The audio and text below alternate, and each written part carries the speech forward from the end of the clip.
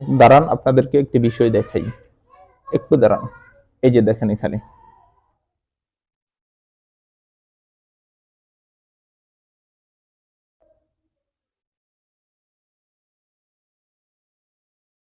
এখানে দেখেন দেখাচ্ছে মালেক কবিরাজ নামক মাওলানা মালেক কবিরাজ প্রোফাইলে আমার ছবি দেওয়া, প্রোফাইলে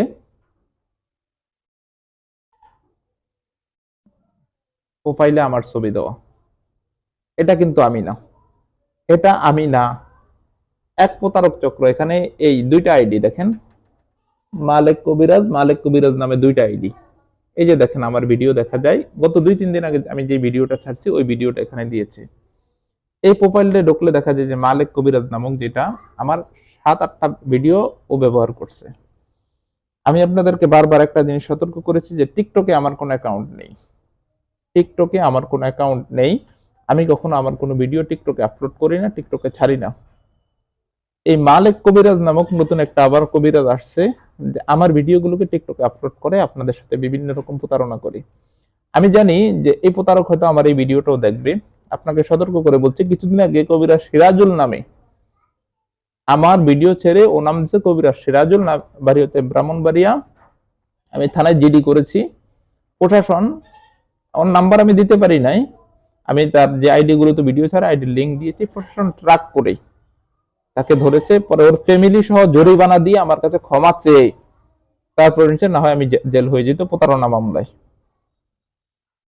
420 মামলা করছি, 420 প্রতারণা মামলা এটা। তো আপনাকে আমি সতর্ক করছি, আপনাকে আমি সতর্ক করতেছি, মানুষের সাথে প্রতারণা করা বন্ধ করেন। আমার কোনো ভিডিও কেউ কোনো ব্যবহার করবেন না। আপনার কোনো পরামর্শ লাগলে আমার থেকে নেন, কিন্তু আমার ভিডিও দ্বারা কেউ কোনো মানুষের সাথে আপনি প্রতারণা করবেন না।